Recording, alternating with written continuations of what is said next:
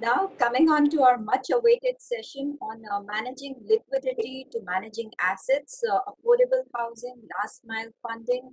Uh, Very happy to have our next panel. Just checking if everyone is there. Okay. I would like to invite our moderator, Mr. Pranav Sharma, who's the partner and head banking and finance practice at Cyril, Amarchand, Mangaldas. Pranav has over 19 years of specialist experience and has worked on a very wide range of banking and finance transactions across various jurisdictions. Welcome, Pranav. We also have, hi. Thank you.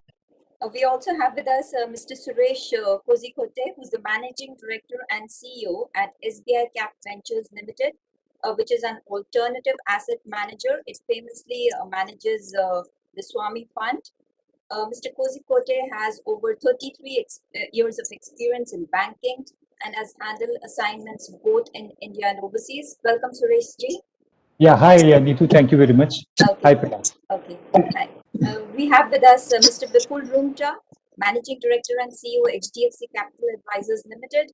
Vipul has more than 20 years of experience, manages one of the largest residential funding platforms in India with a corpus of more than $1 billion US. Well, Vipul also runs a food club in Delhi on local Indian cuisine. So anyone having hunger pangs can please head there with their masks on. Are you there, Vipul? Yeah. Hi. Hello, everyone. We also have with us Mr. Yesh Nadkarni, who's the Managing Director and Head of India Real Estate Investments at KKR, a global private equity player. The local NBFC KKR India Asset Finance Limited has invested close to $2 billion US in India. And prior to KKR, Yesh worked at JP Morgan, where his role was to oversee Group's Asia Pacific ex-China real estate investing business. Good to have you, Yesh. Good to be here. Thanks for having me. Hi. We also have with us Mr. Amit Goenka, who's the founder, MD, and CEO of Nisus Finance, and he's also the convener of this summit. Amit brings 20 years of top-tier multinational experience in banking, direct investment strategy. He's dedicating his second fund corpus of about 500 crores INR towards mainstream mid-income and affordable housing opportunities. I'll just have a quick look if we have Mr. Murali who's joined us.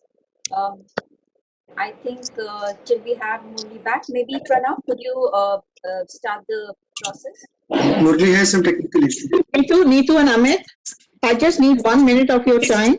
Suresh, Amit, Pranav, Vipul, Yesh, thank you so much for being patiently waiting. We overshot our time, but thank you, sir. Thank you. Appreciate it. Not to mention. Thank you. Not at all. Pranav, if you can start, we'll see how to get Murali. Sure. Okay, thanks, Neetu. So, good afternoon, everyone, and a very warm welcome to everybody who's taking time out from their Friday afternoon. Before we start off, a big thank you to NAREDCO and APRA for hosting this session and for inviting all of us today. As you can see, we've got a stellar panel of speakers, and without further ado, let us dive right into the topic, because I'm sure you want to gain their valuable insights on affordable housing and the challenges that the affordable housing segment is facing, both in terms of managing liquidity as well as last mile funding, for stuck projects.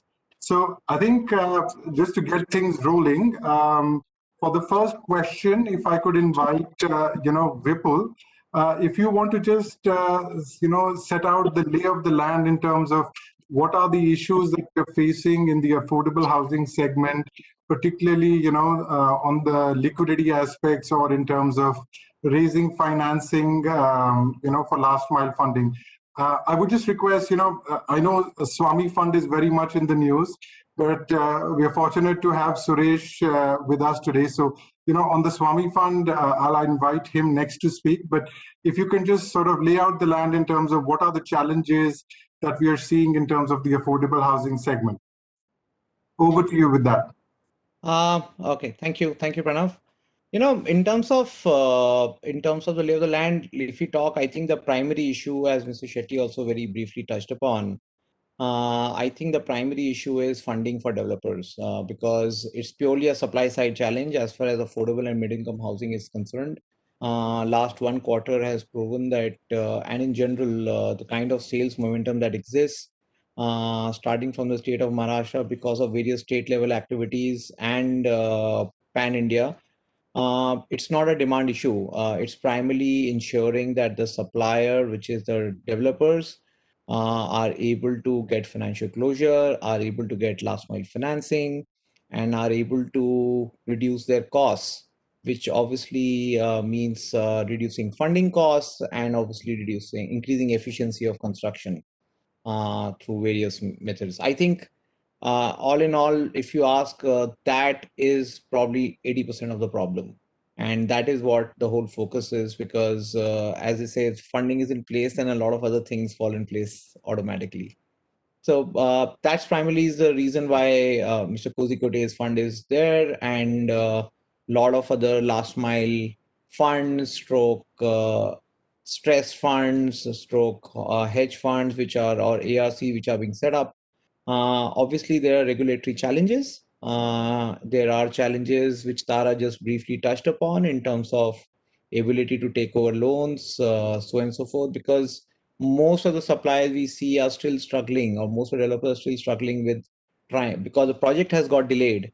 But my corresponding banker has not been able to accept that delay and prolong the process.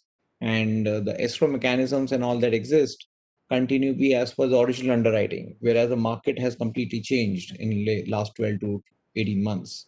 So that's something that will be a factor, is a huge factor with existing lenders. It requires a churn.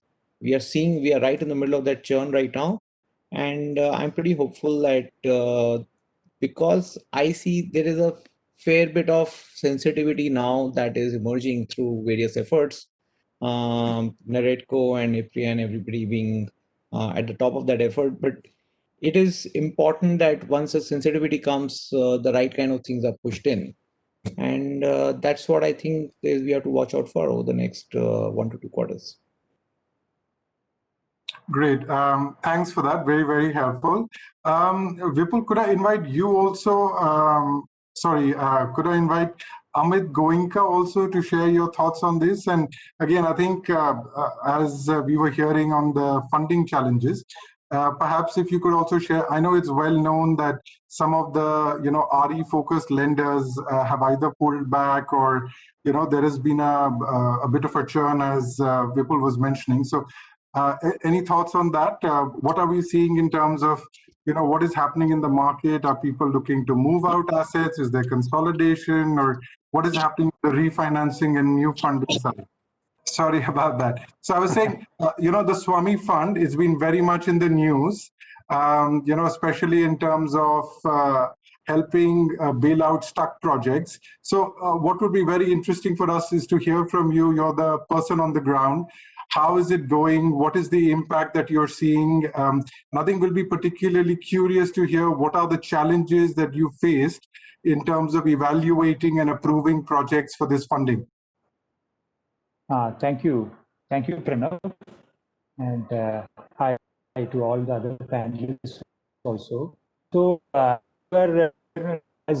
full is a primary face particular. But as far as the Swami Fund is, at least upfront, we solid found out with funding coming from Government of India Finance and all the investors, which included HDFC and other public sector lenders, SBI and LIC included. So last November, after the finance minister made the announcement, the main challenge that we faced was to get the project on the ground and get it running. So basically, when we looked at it, we saw that there will be at least something close to 5 lakh units which would have been they're stalled in maybe about 1,500 projects or so. And, this is what we were trying to address. But then we found that, there will be enough projects which will be cash flow positive. So we were basically looking at the projects which were cash flow positive, meaning the receivable from the sold units as well as from the unsold units will be sufficient to cover the of the project. So we were basically looking at it. But the initial challenge, as we all have experienced during the past 9 months, has been this pandemic scenario. So unfortunately for us, the launch of the fund, it almost, it failed to take off the way we wanted it, because then the whole restrictions started coming in from March. Even, the recruitment process was a major challenge for us. Just to give you anecdotal evidence, what happened was that when you have to do certain background checks for the people, this was not going to happen.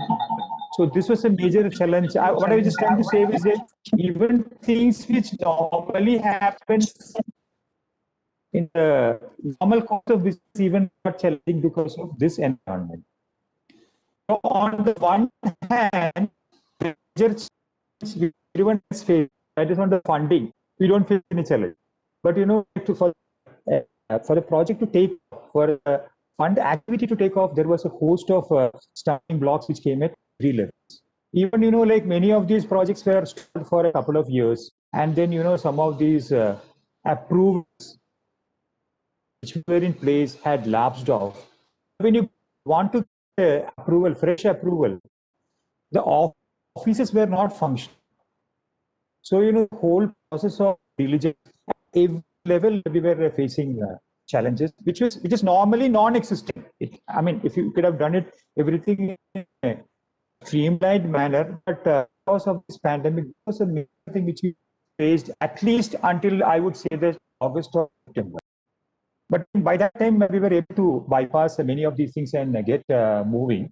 So I'm very proud to say that this scheme is quite active, and in spite of whatever work from home, everything is there. We have been continuously. We have had almost close to 30 investment meetings, and each investment committee meetings last generally for 2 days, because 3-4 hours we used to sit and look at it. And the final approval for 36 projects, about 4,500 crores has been committed. Construction has been activated at 16 sites. Now the team has been beefed up, and further up is underway. And we have also preliminary approval for another 100 projects. So the Army Fund, like with the from the government also, we have 2-stage approval process. So initially, when the application, most of the applications we are getting into our website and some through the also. After the initial request is received from the developer, we screen it and then validate it and cleared by the CIO for IC for the municipal approval. We would also like to add here the IC is completely independent body where no member of any investor is there. So there is absolutely no conflict of interest from any investors. They're all primarily comments, and so we didn't want anybody's project to have this. So the fully independent investment committee is looking at it, and then after the in-principle approval is received from the investment committee, the preliminary approval is received, it is gone for the due diligences of all technical, legal, financial, valuation, and even ESG and forensic also. And after that is what we have been doing it. So as I told you, these are the numbers we have given approval for projects and approval for another 100 projects. Process there has been rejections also. So this is where we currently stand. And I would also add here that like 135 what we have already approved, almost 20% has been given to 24 cities all over India. Like the main cities like NCR, Mumbai, Bangalore, Chennai has been covered well. But we are also lent in places like Karnal, Mohali, Kota, Coimbatore, Thrissur, etc. So we have tried to ensure that like whichever project is coming, we are trying to do it on an all India basis. So this is where our participation has happened. I wouldn't say that like when you have a large chunk of the market which requires attention, we have not been able to take care of the entire thing. But what mandate has been given to Swami, I believe that we have made the right start, given the kind of environment that we had to grapple with.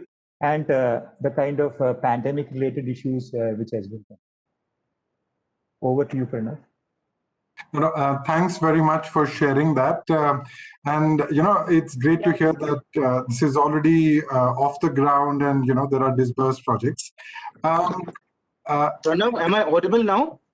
Yes, you are. Yes, okay, thank you. Sorry, just testing. Thank you. Sure. No, good to have you back. Thank you. I think I spotted Mr. Murali has joined as well. So, good afternoon, sir. So, could I invite you to, share from, say, the developer community perspective, what are the challenges you're facing in terms of, raising funds? What are the options that you're looking at? And, basically, what are the issues and challenges that you're looking at right now? Let's look. Good afternoon, everyone. Sorry for a bit of early confusion from the technology side. So let's look at the affordable housing. The demand has never dried in this country since independence. 74 years, we have not been able to fix the problem of affordable housing. Even if we are talking about affordable housing, which is on interest, it's a bit of a shame on us. But that's a reality. Let's accept that. That's an opportunity for us today. A lot of state housing boards have failed in addressing this, and that's where the opportunity is here. So opportunity, is plenty. Demand is very good. So if you look at the current status today, I expect, more than a million homes which are struck today across the country, mainly on NCR and some in West, some in East, and some in South, but mostly in NCR. So how do we pull them out of trouble is one. How do we also support the affordable housing becomes very successful? So our Prime Minister has a great mission, Housing for All by 2022, which is not 2022, which is just 18-20 months away now. So which was started about 4 years ago. How are you going to ensure that big mission, big dream, and he dreams very big for the country? How do we deliver this?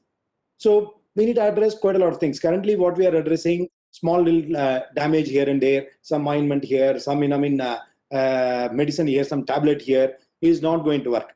Probably we need to change the DNA itself. Then only we'll be able to address this problem. So corona vitamin C tablet is not a solution. So you need to get the vaccine is the ultimate solution to get this 138 crore people out of corona. So likewise here, we need to address quite a lot of things. But a lot of good things have been done. The Swami Fund has been one of the most promising one. Likewise, a lot of IBC norms which have come in, NCLT has come in.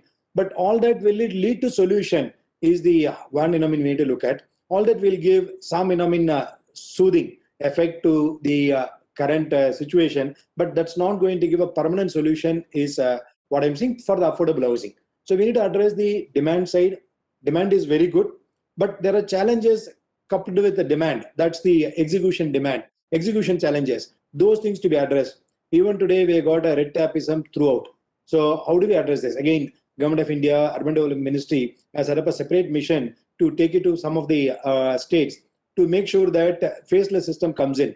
Now, income tax, they're talking about faceless. This one area, faceless can be the easiest to adopt. So these are all the ones. Once we address the demand side, supply side, I don't see a major issue today. Government of India has done quite a lot on supply side, including allotting some special funds for, completing the projects, last mile funding.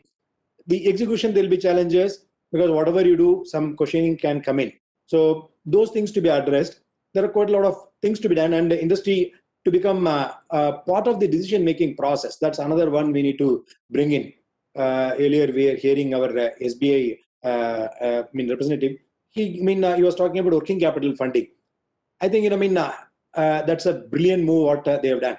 So something like that we should look at. See, real estate is an ongoing one. Currently, from the term loan and the project financing, probably large institutions should have working capital, and he was, very forthcoming, explained very nicely what he was doing it. That's a very welcoming move. I think those are all the ones we need to bring in. That's giving a kind of industry status, which people have been, asking for quite some time. So, but SBI is already doing it, pretty happy about it. I think we are on the right track. Bit changes here and there, I think we should do. We are home. I don't think 2022 will be able to meet the Prime Minister's dream, at least 25, 26, we would reach 50, 60% of the dream. But still, it's a big progress. If you are able to reach there, it's a big progress. Over to you, Pranav. Great. Thanks very much for that. I know, Yesh, you kept you waiting, but I think it would be great to dive into, and hear from you. How do you see the opportunity from, say, a lender or an investor's perspective, especially, say, when you're evaluating, last mile funding proposals? And, should you wish to comment, I know, say, for instance, on the legal side, there's been a lot of back and forth on the IBC, flat buyers coming in as financial creditors, then they having the ability to initiate insolvency, then they're not having the ability now to initiate insolvency proceedings. But nonetheless, because they're creditors, they need to be factored into, say, from a overall credit analysis when you evaluate these proposals. But just very keen to hear your thoughts from a lender perspective. What do you see, about the opportunity of lending in affordable housing? Well, thanks a lot once again for having me, Pranav. And this is a great session to be part of. I've got some notes that I'm going to sort of speak about in order to answer your question. The first thing I would say is from a perspective of a lender, we really like affordable housing as a sector. There are three things why we like it. First of all, the demand-supply situation, as Murali alluded to, is very, very positive. There's massive demand and supply is limited. So that obviously is a very favorable sort of demand-supply situation to get invested into. Second, this is a very scalable opportunity. It's massive in terms of its size, and we are merely scratching the surface, again, as what Murali alluded to. That's the other thing which we like, and therefore we can build a scalable business. And third thing which we really like about this sector is the government's attention, right, which is showing up in terms of various initiatives and concessions and rebates that have been made available for this sector. So it's a fantastic opportunity. It's a massive opportunity and scalable opportunity for people like us to focus on. From an equity investing standpoint, I think what really needs to happen for this opportunity to come on the radar of equity investors is, I think the capability needs to be built. For you to really meaningfully execute affordable housing, you need a manufacturing-like approach from a developer standpoint, and therefore organization skill set that needs to be built has to be very different. And also the profitability has to go up, and which again will come with the passage of time as the government applies its mind as to how to make land more affordably available and more easily available for developers to convert that into sort of affordable homes. And that, I think that's the direction in which this is going, but it's some time away. But as a lender, to specifically address your question, we just love the fact that demand supply, and if you manage your financing well, can lead to a fair bit of cash cover. And that's what we focus on. As it relates to affordable housing, priority lending or the last mile lending questions, I think there are a bunch of questions that you asked. But look, I think by definition, the last mile funding needs to be relatively safer for the incoming lender or investor, right? And that's where I think the legal architecture needs to provide more clarity in terms of what does it mean to have priority charge for the underlying asset? What does it mean from a ring fencing standpoint, as it relates to bankruptcy code and so on and so forth? I think that field is still evolving. In my experience, in a perverse way, at times I think that sometimes funding a project relatively early in the stage is less risky than funding a project in the last mile, simply because it doesn't have the legacy in terms of the sources and uses of funds, which go back in time, and mismanagement of sources and uses, if you will, or disequilibrium of sources and uses can have their own challenges from the investors, for lenders, for the customers, or for everyone. And therefore, I think we need to figure out how we are going to actually address all these issues by way of having robust sort of a set of framework for the lending, for the lenders and for the investors. By way of having sort of rules that apply to all the lenders and proper clarity in terms of what does it mean to get stuck in a project after you have funded the last mile and so on and so forth. But As a general comment, I would say that last mile funding is the need of the hour, and what Swami Fund is doing is extraordinary. It is meeting the need of the hour. It's meeting the need of the developers and customers. And I think the only way out, if you're unfortunately stuck in a project where things are not moving, the only way to get out of that is by way of getting further funding and completing the project, and then figure out how the new economics will sort of show up for different stakeholders, with the customers, equity owners, lenders, or whatever, right? And to that effect, I think someone like Swami Fund is doing a great job by making financing available at a great scale. I think more and more lenders will participate in this as more and more clarity emerges on the issues I touched upon.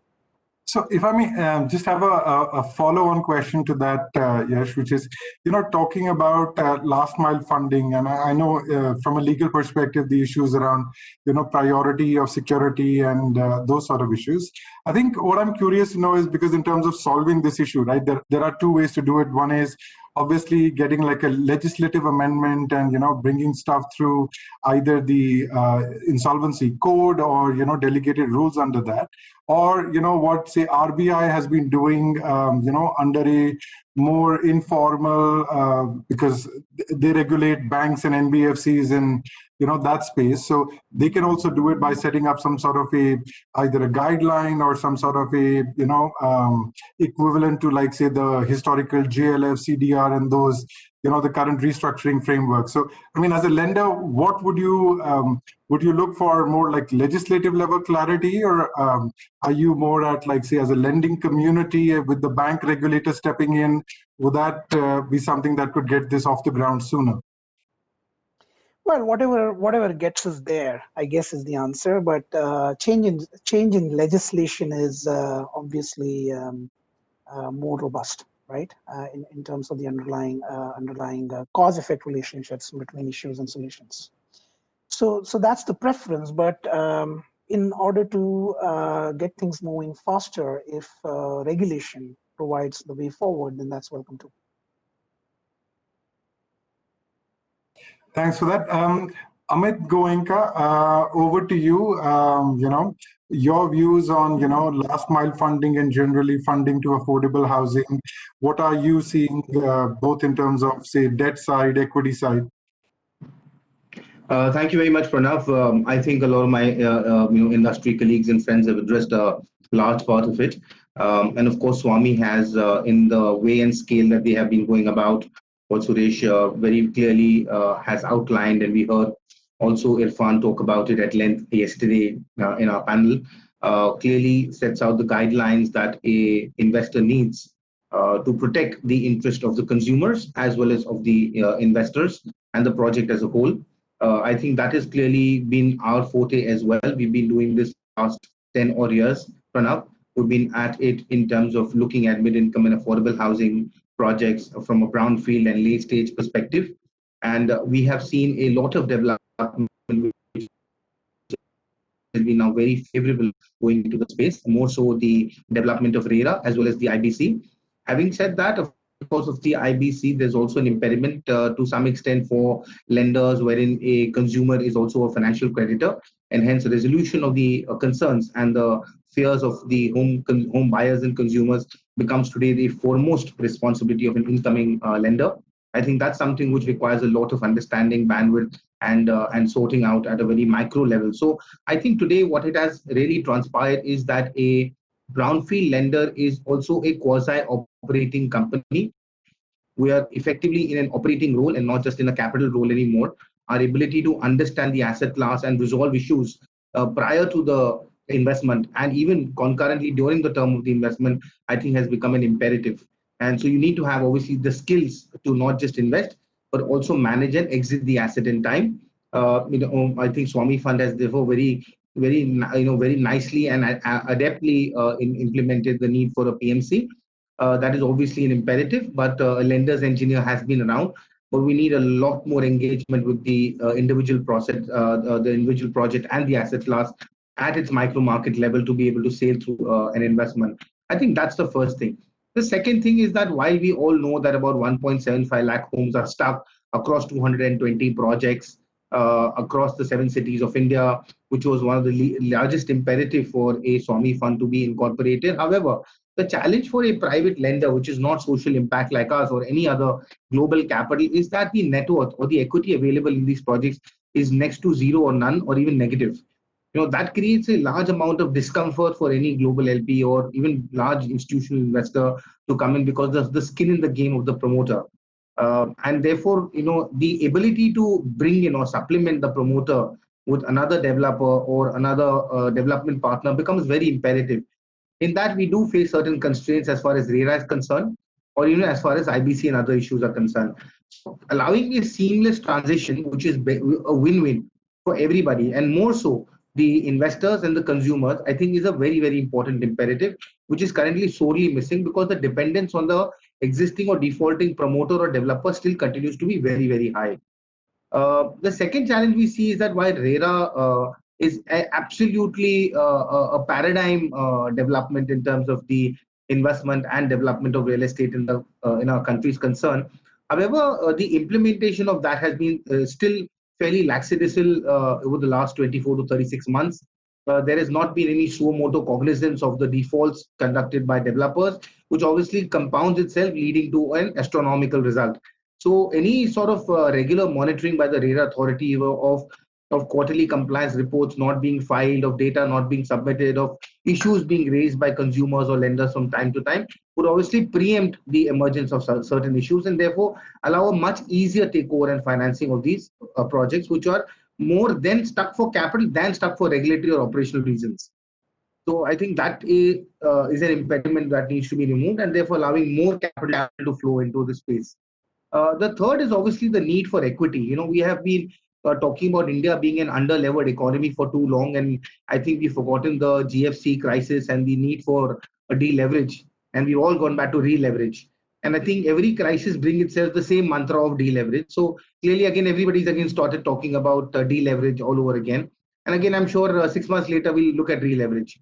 But the fact remains that the need for equity partnerships is imperative. We've had this challenge for several years now.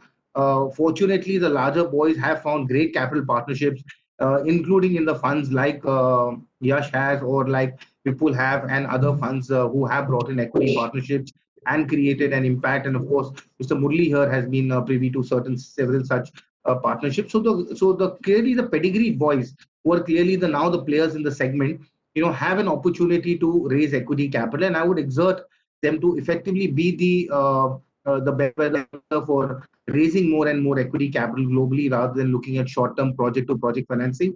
I think doing more institutional equity level capital will allow a lot more credit to actually flow at a project level, including credit funds like ours, who don't have the opportunity to raise equity money or provide equity money, which is best done by a bilateral, multilateral, or a large fund, including that of KKR. So I think that remains a challenge. Third, if you look at affordable and mid-income housing, Pranav, the problem is that efficiency, as HDFC, as Vipul mentioned, as also Yesh mentioned, is that efficiency is the name of the game, because the margins in these projects are very, very thin. So any delinquency, any delay, any sort of leakages tend to impair the margins, and therefore the ability to refinance a project like that. And therefore, building efficiencies, I think, remains the responsibility of the sector at large.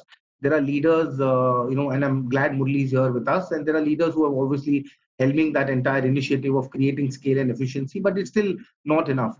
I think one of the positive outcomes of COVID has been two. One, of course, is that there has been a consolidation, acceleration, something that we've been predicting for the last 3 years, 4 years since demonetization. But I think COVID has actually made it happen at a pace that would have taken another 2 years. So in 6 months, you've seen consolidation, which otherwise would have played out over the next 24 months, therefore allowing a lot more assets to be made available, I think, to the lender as well as to the investor community at large. So if those regulatory impediments are removed, I think we'll be able to find a lot more money and supply capital in the hands of these larger developers to be able to complete those projects much faster. The second problem, of course, remains this whole issue of rental housing and the consumption of this asset class. So while there is no dearth of demand, and we've had HDFC make a statement yesterday that they've had the largest disbursement or the second largest disbursement in the month of October in their history in home loans. Now, to keep that as a sustainable asset class, one will need to consider opportunities for rental housing also as a consumption base. So that will obviously expand the demand set a lot more, and everybody may need not be able to find the capital because of the income to asset ratios. Got it.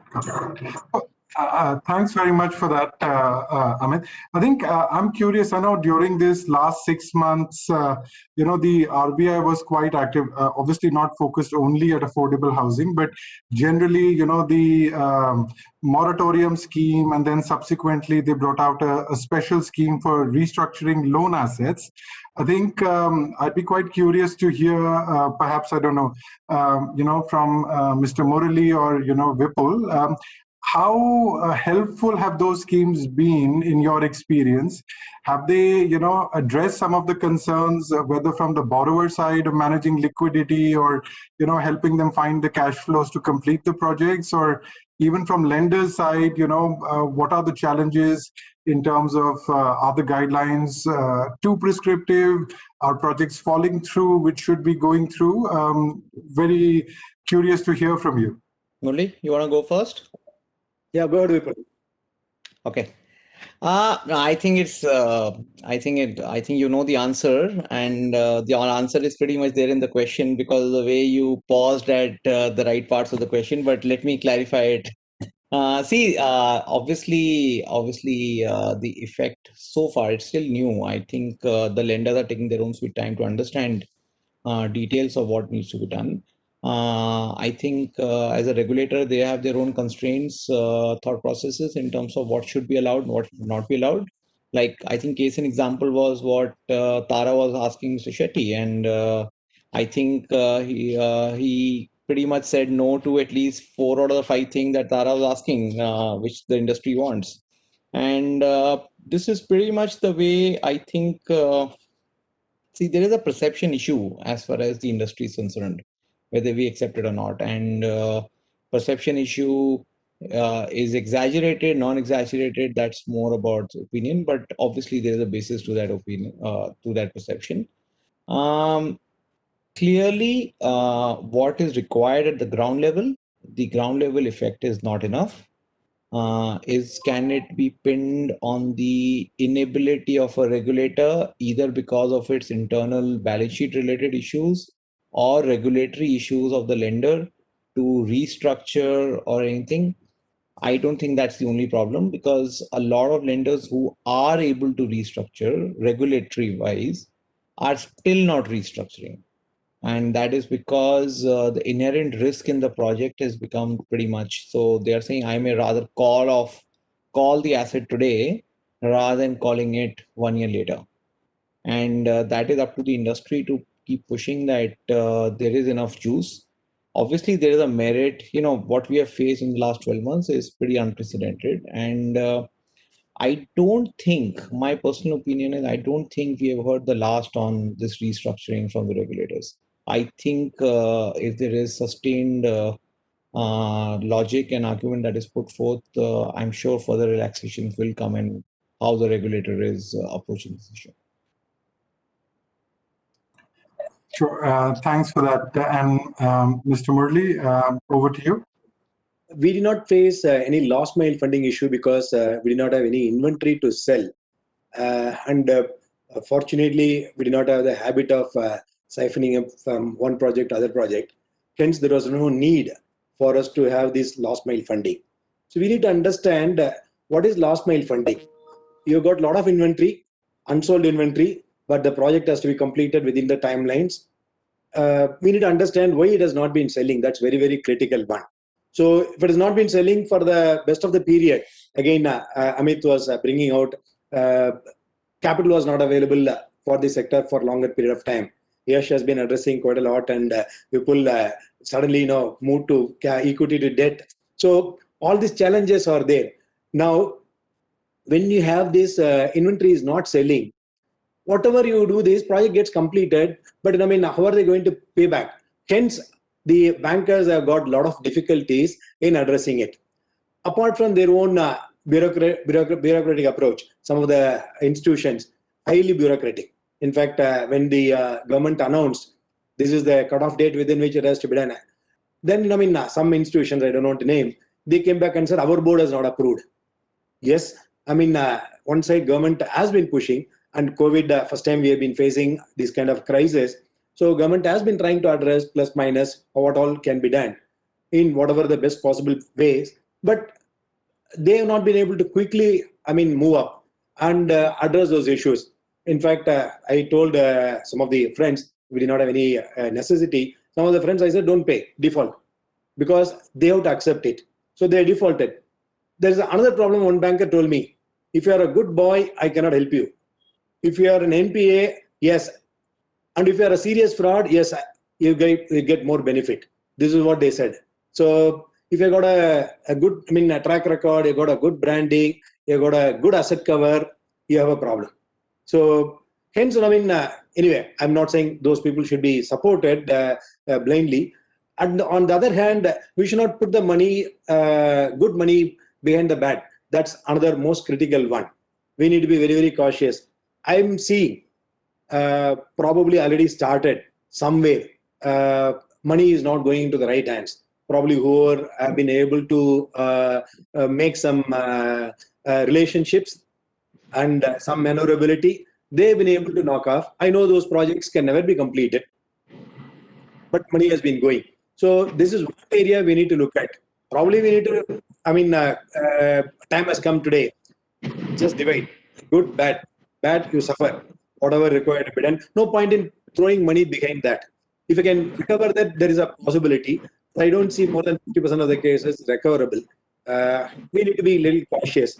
Hence, I'm not blaming anybody, but I mean, banks also have got their own limitations how to address this. Government has got a great intention of doing it, but or the gap between government, central bank, and as well as the institutions who are supposed to give money, and some of the NBFCs who think they have a better control, which is ideally, they have not been given some full teeth to go aggressive. If they have been given, for example, people like, I mean, fortunately, I do not know deep background of Suresh, but I know Vipul, Yesh, and Amit.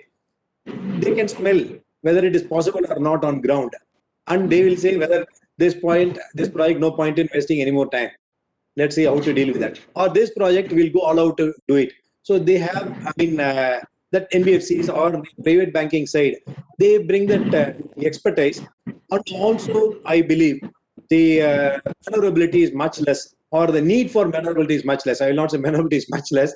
Need for maneuverability is much less. So hence the efficiency can be much higher. Hence that needs to be given support, and they should also become part of the solution providers. Then they will be able to provide better solutions, is my view, which government has been doing. For example, civil servants, they have brought in a new scheme now. Somebody, the industry body, after about 10, 15 years, they can choose to play a role in the government, so administration. So it's a mix of experience. Likewise, I would even say bureaucracy, and I mean, about 10 years, after 10 years, give, I mean, maybe about 30% of them send them to business. So there's a mix we need to bring in, this experience we need to bring in, then we can get the right package. In the meantime, we'll pray that, I mean, people will become honest by themselves. So that's another way to look at it. Got it. So thank you very much for, sharing your thoughts. I think just to tap into, there is a lot of collective wisdom in this group. I thought good opportunity to ask, each one of you, what do you think would be, say, one or two, whether policy, legislative, or other measures that, say, between central and state governments, or say a banking regulator like RBI, they could take immediately, right, in the near future, which will help. I think we've heard very clearly that there are issues between, with some parts of the sector, getting them funding, and equally, I think on the lending side for those loans, solving those balance sheet issues. But I think very curious to hear from some of you. I don't know, between Yesh, Suresh, if one of you wants to respond. What do you think, one or two measures that, which are... Pranav, I just put in my 2 bit, and of course, I think I'll invite Yash, because as a global investor, he will have a lot of cross-border views as well between India and the rest of the world. But clearly, from a domestic investment standpoint, I think the first thing is the coincidence of RERA to suit the lenders and bankers, because in a lot of times you've seen conflicting circulars being issued wherein the funds of the lenders or bankers have been blocked. There's been some amount of pooling of capital in a certain RERA account and things like that. And the whole sort of variability of RERA from a state to state perspective makes it very hard for lenders to operate on a pan-India basis because of the idiosyncrasies of RERA as far as dealing with the escrow bank account is concerned. So I think a uniform policy on the RERA bank account would be of great help, wherein one can set up a investment policy which is then uniform across the state. I think the second thing I would mention very quickly is that, for the state, from a federal perspective and RBI perspective, payment of premiums or TDR or things like that is considered a part of land and not considered part of construction cost. So clearly, one needs to bring down that component to a very significant extent, which is the state levies and taxes. A simple move like reducing stamp duty has actually bolstered the sales, collections, as well as registration of apartments in the state of Maharashtra, which is being percolated across the country. I think so. Rationalization of taxation is obviously a long-standing demand, but more from a financial perspective, I would say, and of course, there's a long list of things that the central government needs to do. But what hasn't been talked about yet is a increase in the Securitization Act or creating a depth in the debt capital market. So an ARC can buy loan assets from banks. So the problem with last mile funding is what happens to the existing lender. Swami has been sort of trying to address that issue for the last 24 months, working with public sector banks, but it's not an easy kill for the simple reason that it's a bilateral negotiation. If we have a securitization mechanism, like we had with the creation of SARFAESI, where loans could be taken over by ARCs and SRs could be issued, and something like that can be created for funds and for FDI, I think that will open a huge opportunity set for investors to come in, which currently becomes a challenge because you're not able to take core assets. Over to Yash. Sorry, in the interest of time, I'll keep it very brief and generic. I think what would really help is to have simple set of regulatory policies and standardized set of regulatory policies to cover as many territories geographically as possible. So if we can have one regime that's applicable to across country, right, which is very simple to understand and implement, that'd be great. An example here is IBC, which has done a fabulous job. And some work needs to be done there, but nevertheless, it's a great piece of legislation. The other thing which particularly relates to affordable housing segment, since this is the topic we are discussing on this panel, I think if I were to say one thing that we need to do collectively and with the government's help is figure out a formula for making large tracts of lands available at reasonable price points. If we can actually crack that, that would actually go a very, very long way for developers and for financiers to make this dream of the Prime Minister happen. Pranav, if you may chip in for a minute. Sure. I think Murali was speaking about the requirement of the last mile funding itself in the first place. Perhaps, that is a very valid point. But yes, we will have to come in with that. Amit also mentioned about that. Yeah, we did have issues regarding this ceding of charges by existing lenders. To a great extent, that has been sorted out now. And in a case-to-case basis, Swami looking at share cash flow also with the existing lenders. But allow to, yeah. Can you switch off your video, because otherwise? Am I audible? Yeah, you are audible. Just keep your video off, and then. Yeah, I switched it off. Thank you very much. We can hear you. I'll do that. Thank you. So Pranav, what I was just coming back is that we mentioned about the requirement for the last mile funding, and also the challenges which we need to discuss with the existing lenders when the charges need to be zero also. But let me also say one thing. One of the challenges what we are facing, we are now almost a government sponsored fund, so we are acting on behalf of the government to ensure that so many homeowners who has been stuck in this are brought out. So we are working for that extent also. It's a kind of impact that we are trying to create. So one thing which is striking is that we can say that the regulator should do this the government should do that. You can point out fingers at each other person who should. I would say that one finger should point at ourselves also. Like when I'm including myself in the developer community, when we look at the developer community, I would say that a bit more of a governance part or something, which is always found to be lacking. And when we ask for any kind of data or something, it cannot be across the board, I don't know, but the kind of developers we are dealing with, the kind of last mile funding we are dealing with, it requires a lot of effort from our side to get things in a structured way. And we come across after having given the preliminary approval, when we go to the final approval, we have come across a lot of cases, where information has not been shared in the first place, and then we have to drop it for whatever reasons. There has been, like minor cases, like where they have to take a no objection certificate from a banker, and then, like this has not been disclosed, and only at a later date it is coming out.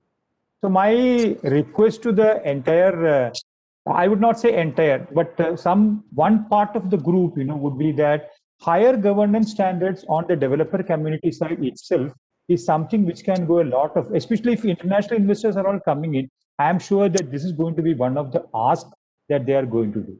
So perhaps 1 minute we should look at looking at an introspection also, while at the same time looking at what the government can do and what the regulator can do. Understood. I would leave it here. Thanks for that, Suresh. Being very mindful of time, I think we're just completing our allocated time. Any final thoughts from you, Vipul? Pranav, I'm in complete agreement with Suresh. My appreciation for SBI, the steps what they have taken in addressing the not only last mile funding, including housing finance, bringing the competitiveness at this point of time, and supporting the developers in quite a lot, in a large way. I'm in complete agreement with him on governance. He's talking about, he was very mild, some improvement in governance. I would say 90% of the real estate developer community lack governance. 95% of the real estate developer community lack compliance. So this is one area. We need to punish them very, very badly, then only it will happen. Otherwise it will not happen. There are two ways. It's not possible to punish, because the moment you start punishing, out of 138 crore people, you need to punish 137.5 crore people. It will be difficult. So, and out of this, the lawmakers, maybe about 90% of them, and the law implementers, maybe about 93% of them, all of them will fall in the bracket. And lawyers also will fall in the bracket. So how do we address this? Make it very simple. But unfortunately, the fact, as Mr. Suresh said, it's a fact. Governance we lack. It's a serious issue. And we cannot be, it has taken time. I'm not blaming, the industry responsible for the entire thing. It has been evolving over a period of last 20 years. Now what we are today is much superior to what was yesterday. But is it good enough for us to give the solution for our affordable housing for all by our Prime Minister's mission? Impossible. It's not good enough. And the scale, Yesh talked about scale. So we need to talk about, how do we get this? Scale is the next stage. But the basics, we need to get this addressed.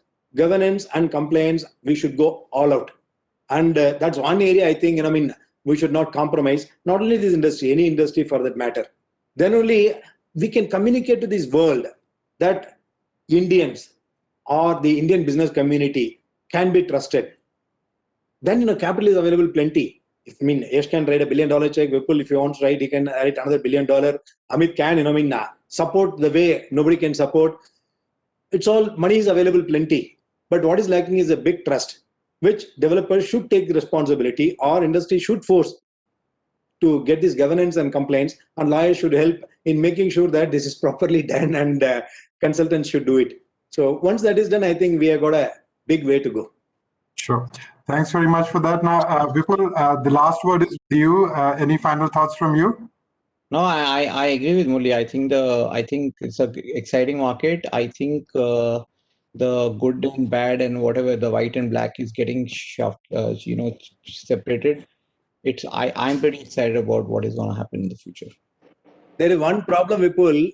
When we tell these lawmakers white and black, they'll put white and black. Suddenly they'll find my color black and say I'm black. It is not good. So you need to say what is white and black also. That's very critical. So in India, what is lacking is It's not white and black. Classifying white and black. You should say what is white. Description. What is black. So. And Pranav thinks white and black means he's getting more cases. I think with that, thank you everybody for what has been a very candid and certainly I found it very engaging and entertaining discussion.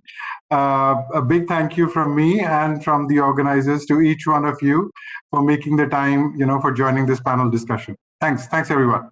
Thank you so much. Thank you.